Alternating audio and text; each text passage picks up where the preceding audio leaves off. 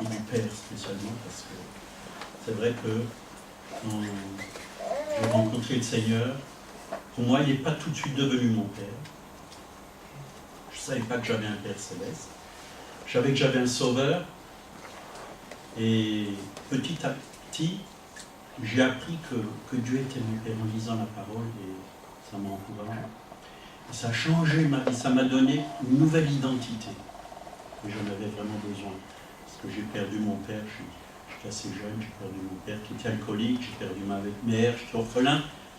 Et là, vraiment, le Seigneur a reconstruit toute ma vie et j'ai réalisé que, voilà, je n'étais pas perdu comme avant.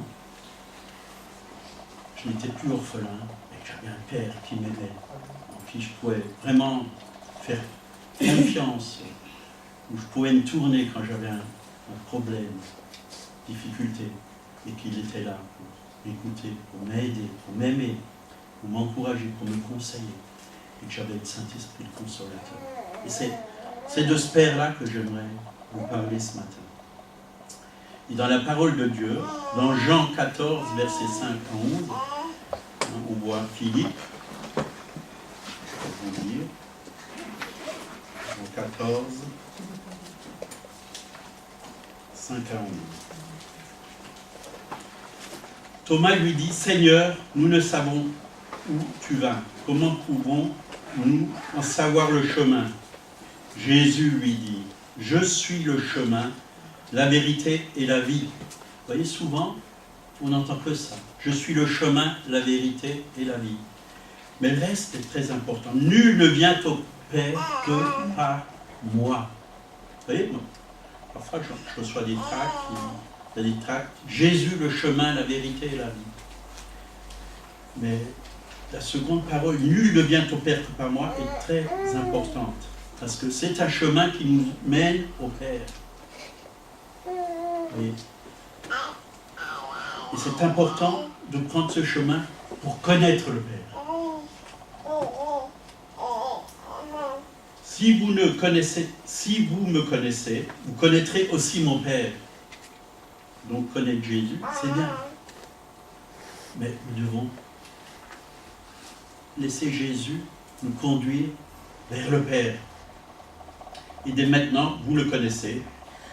Et vous l'avez vu. Philippe lui dit, Seigneur, montre-nous le Père, et cela nous suffit. Montre-nous le Père, et cela nous suffit. Ben, quand j'ai rencontré le Père, ça m'a suffi. Ça m'a suffi. J'étais satisfait. J'étais heureux. Heureux, parce que j'ai reçu vraiment son amour. J'ai pu réaliser qu'il était mon Père, et j'ai pu réaliser que c'était un Père merveilleux, un Père parfait. Pas comme mon Père terrestre, mais un Père totalement parfait, et qui me comprenait parfaitement. Et j'ai eu un bain d'amour, un vrai bain d'amour. J'ai vraiment réalisé que Dieu m'aimait vraiment, et totalement, tel que j'étais, avec mes défauts. Et qu'il prenait soin de mes souffrances, de mes soucis, de mes problèmes. Et là, j'ai vraiment réalisé le cœur du Père. Que le Père avait un cœur merveilleux, un cœur bon pour moi. Qu'il avait des projets dans son cœur, pour ma vie. Et qu'il voulait que de bonnes choses pour ma vie. Donc on va continuer la lecture.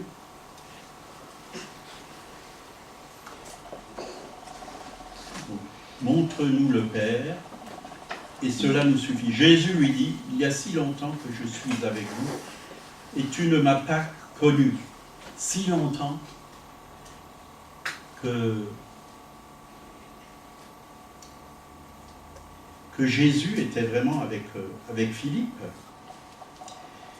Alors celui qui m'a vu a vu le Père. Donc, il représentait vraiment le cœur du Père. Jésus représentait le cœur du Père. La manifestation du Père sur la terre. Comment dis-tu, montre-nous le Père? Ne crois-tu pas que je suis dans le Père et que le Père est en moi? Quelle union entre Jésus et son Père. Le Père et son Fils. Ils ne faisaient qu'un. Il ne faisait qu'un. Les paroles que je vous dis, je ne les dis pas de moi-même, et le Père qui demeure en moi, c'est lui qui fait les œuvres. Croyez-moi, je suis dans le Père, et le Père est en moi. Croyez du moins à cause de ses œuvres. Voilà. N'est-ce pas merveilleux? Et sans Père, je n'avais pas de repère. Je n'avais pas de repère. Parce que je ne savais pas vers qui me tourner. Je ne savais pas vers qui me tourner. Et aujourd'hui, je sais que je peux appeler mon père papa. Que j'ai vraiment un papa. Et ça, c'est merveilleux. Voyez, pour moi, ça a été une guérison intérieure. Une guérison intérieure. Je n'étais plus orphelin. J'avais un papa, un père, un bon papa. Et ça, c'est merveilleux. C'est merveilleux. Un enfant sans père, ben, il ne sait pas où il va. Il ne sait pas où il va. Mais un enfant qui donne la main à son père, c'est merveilleux. Il n'a plus peur. Il peut se passer toutes sortes de choses autour de lui, et il n'a plus peur. Et vraiment, il y avait un père qui allait avec son enfant à l'école, et il a emmené son enfant à l'école, mais quand il n'emmenait pas son enfant à l'école, le fils, il avait parfois peur, parce qu'il y avait un arbre avec des branches bizarres et tordues. Et quand il passait devant cet arbre, il avait un peu peur, il faisait la grimace, et il y passait, mais cet arbre était tellement impressionnant pour cet enfant. Mais quand il passait avec son père dans la main, ça lui faisait rien. Ça lui faisait rien. Parce qu'il y a quelqu'un qui était là, qui le tenait, qui lui communiquait le courage, qui lui communiquait la paix, qui lui communiquait l'amour. Il savait que son père était tout puissant pour le défendre. Notre Père Céleste, c'est ça. Il est tout puissant pour nous défendre. Il est tout puissant pour nous communiquer l'amour dont nous avons besoin, la sagesse dont nous avons besoin, l'intelligence dont nous avons besoin. Pour nous communiquer tout ce dont nous avons besoin. Parce qu'il pourvoit à tous nos besoins, selon sa richesse et avec gloire en Jésus-Christ. Et c'est ça qui est merveilleux. Et au travers d'Adam, on a hérité l'esprit d'orphelin. Malgré qu'on avait un père ou une mère, on a hérité l'esprit d'orphelin. Mais au travers de Jésus, cet esprit orphelin, c'est fini. Parce que nous avons été adoptés. Adoptés. Nous avons l'esprit d'adoption, par lequel nous pourrons dire Abba. Ce qui veut dire en arménien papa. Papa. Donc, on a cet esprit. Et on sait qu'on est enfant de Dieu. Enfant de Dieu.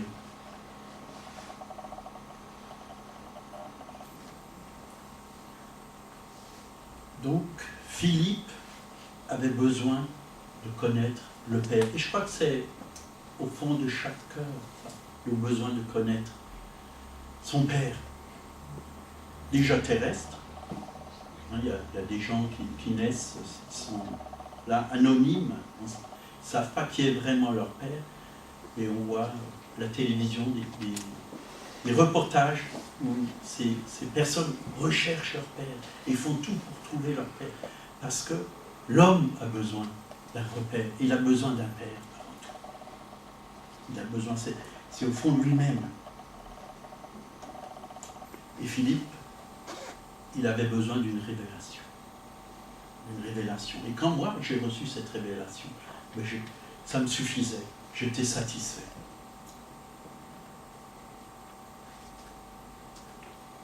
Jean 14, c'est ce qu'on a vu. Matthieu 3, verset 16.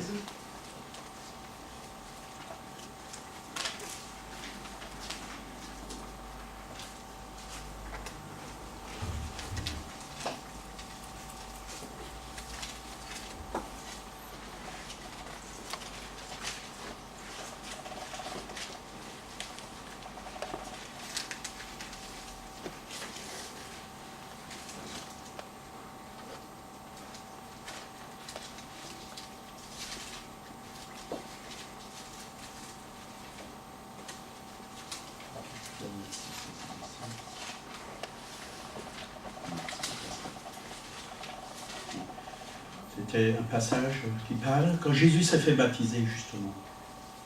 Qu'est-ce qui s'est passé? Le ciel s'est ouvert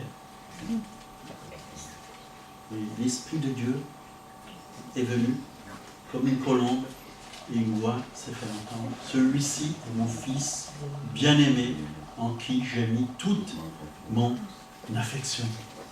N'est-ce pas merveilleux? C'est ça, c'est le bon passage. Oui. Matthieu 3,16, c'est juste. Ah oui, j'étais dans deux. C'est mort. Voilà. Excusez-moi. Et c'est vrai que nous avons besoin d'écouter l'Esprit de Dieu, qui nous dit que le Père a mis en nous tout son affection. C'est pour chacun d'entre nous. Combien de fois dans la Bible, les disciples parlent et disent « bien-aimé, bien-aimé, bien-aimé » quand ils s'adressent aux frères et sœurs. C'est qu'on est les bien-aimés du Seigneur. Vous voyez, Dieu ne fait exception de personne. L'amour, c'est quelque chose de parfait. L'amour est parfait. Dieu ne regarde pas si on a obéi ou si on a désobéi. Il nous aime tout simplement parce qu'on est ses fils et ses filles. C'est important de dire à nos enfants qu'on les aime. On les aime. Ils sont sages ou ils ne sont pas sages. On les aime. C'est nos enfants. L'amour, c'est inconditionnel. Inconditionnel.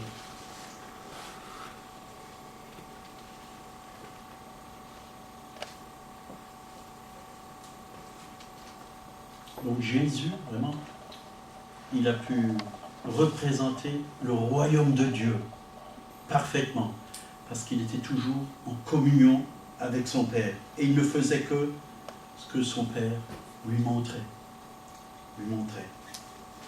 Il avait une véritable relation avec son Père céleste. Il faut voir ça dans Jean 5, verset 19.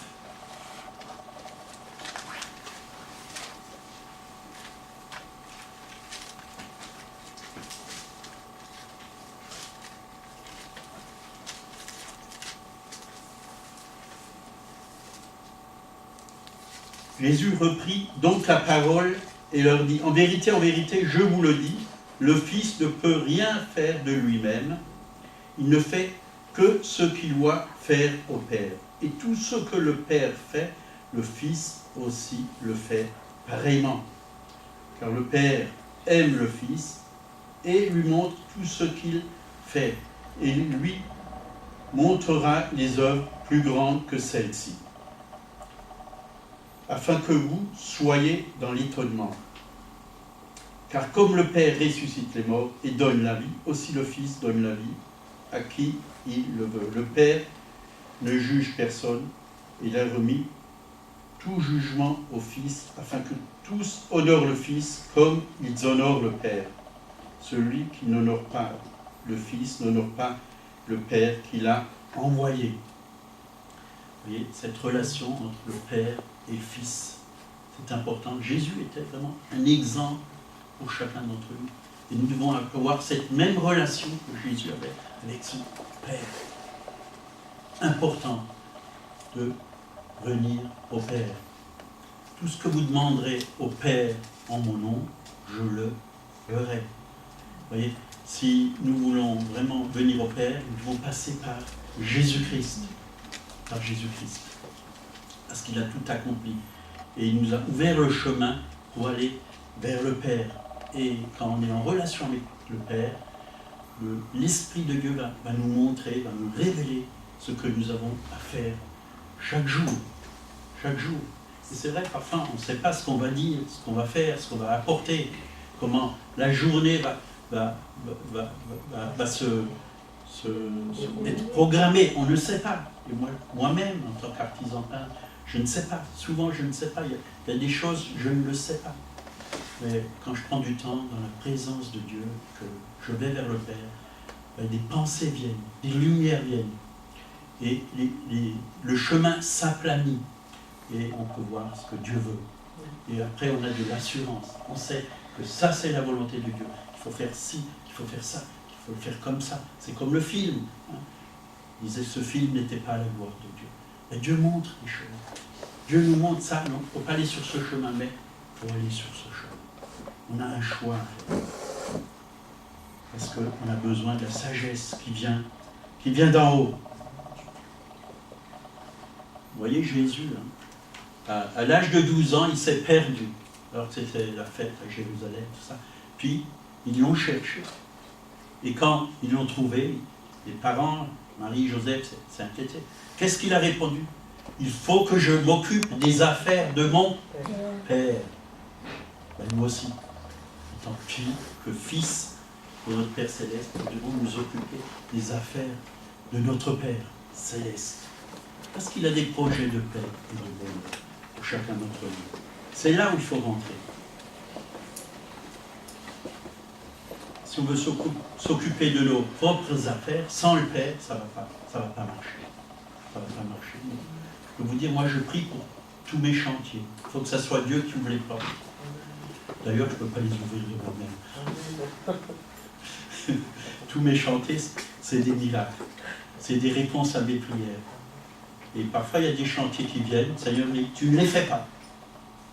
Et si j'écoute, c'est bien. Une fois que je n'ai pas écouté, ben, j'ai perdu de l'argent. Parce que je n'étais pas payé. Je n'étais pas payé. Alors, nous devons écouter notre Père Céleste. Et c'est vrai que si vous regardez Jésus, tout au long de sa vie, n'a cessé de parler au Père et d'écouter le Père. Et de faire ce que le Père lui a montré de faire. Mais Jésus aujourd'hui, il habite dans notre cœur. Et il veut faire les choses au travers de nous.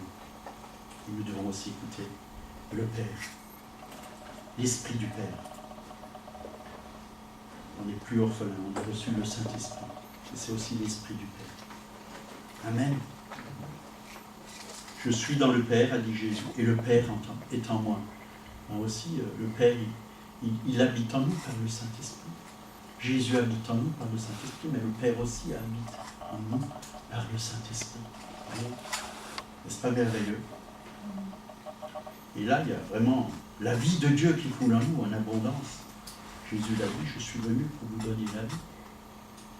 Et la vie, afin que vous l'ayez en abondance.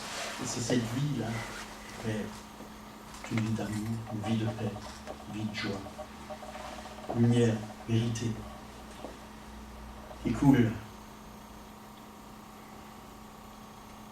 C'est un fleuve qui coule de notre vie. Et nous appartenons au Père éternel. Éternel.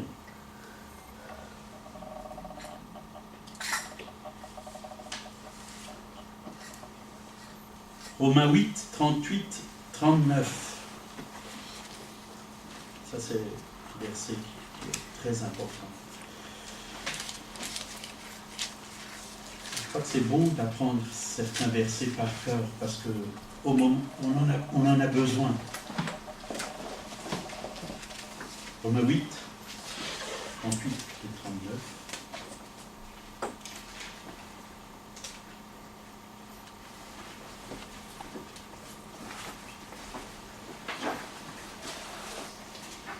Car j'ai l'assurance que ni la mort, ni la vie, ni les anges, ni les dominations, ni les choses présentes, ni les choses à venir, ni les puissances, ni la hauteur, ni la profondeur, ni autre créature ne pourra nous séparer de l'amour de Dieu manifesté en Jésus-Christ, notre Seigneur. Rien ne peut nous séparer de son amour. Dieu est amour. Le Père est amour. Il est amour. Et quand Jésus s'est manifesté dans les évangiles, comment il appelait Dieu, son Père? Il l'appelait Père. Il n'appelait pas Dieu très haut, ou Dieu d'Abraham, d'Isaac, de Jacob. Non, c'est pas comme ça qu'il appelait son Père. Vous pouvez regarder dans les évangiles. Mais il l'appelait Père, parce qu'il savait qu'il était vraiment présent, là. C'était pas le Dieu lointain, mais c'était le Dieu qui était là avec lui. Avec lui pour manifester Il a toute sa gloire. Et nous aussi, le Seigneur habite dans nos cœurs par le Saint-Esprit. Et nous pouvons l'appeler Papa. Abba Père, hein? C'est aussi dans Romains. Abba Père. Papa.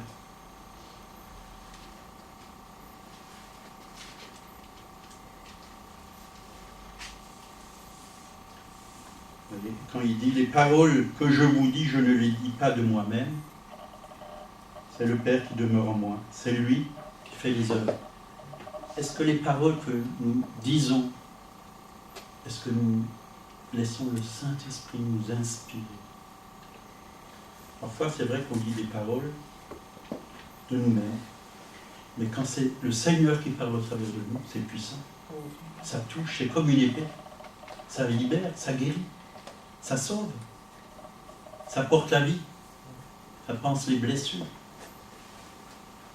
Et nous devons passer du temps à écouter vraiment l'Esprit de Dieu, que nous puissions apporter des paroles qui viennent de Dieu, qui viennent de Dieu. Et quand c'est le Seigneur qui travaille au travers de nous, ben, le travail se fait beaucoup mieux que quand on le fait par nos propres forces. Mais pour que le Seigneur puisse le faire au travers de nous, nous devons vivre dans sa grâce. Parce que grâce veut dire deux choses. Faveur imméritée, mais aussi capacité de Dieu. Dieu nous donne la capacité. La grâce, c'est la puissance de Dieu qui se manifeste au travers de nous. Ça, c'est aussi la grâce. C'est la capacité de Dieu. C'est la guérison de Dieu. C'est la bénédiction de Dieu qui se manifeste au travers de nous. C'est ça aussi la grâce. Ça, c'est important de le savoir. Nous puissions être dans la grâce. Et la grâce de Dieu est illimitée. Où le péché abonde, la grâce surabonde.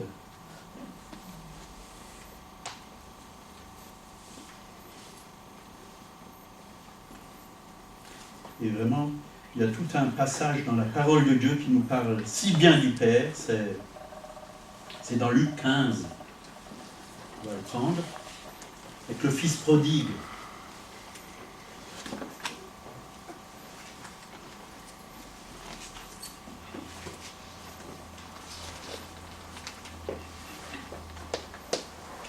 J'aime beaucoup ce passage parce que ce passage m'a beaucoup aidé. Et s'il m'a aidé, il vous aidera aussi.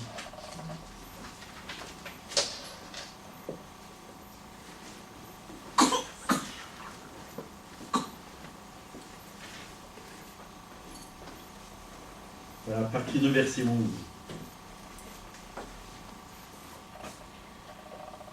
Il dit encore, un homme avait 2 fils. Le plus jeune dit à son père, « Mon père, donne-moi la part de bien qui doit me revenir. » Et le père leur partagea son bien. Peu de jours après, le plus jeune fils, ayant tout ramassé, partit pour un pays éloigné, où il dissipa son bien en vivant dans la débauche. Lorsqu'il eut tout dépensé, une grande famine survint dans ce pays. Et il commença à se trouver dans le besoin. Il alla se mettre au service d'un des habitants du pays, qui l'envoya dans les champs garder les pourceaux. Il aurait bien voulu se rassasier des carouges que mangeaient les pourceaux, mais personne ne lui en donnait. Étant rentré en lui-même, il dit, « Combien d'ouvriers chez mon père ont du pain en abondance, et moi ici je meurs de faim.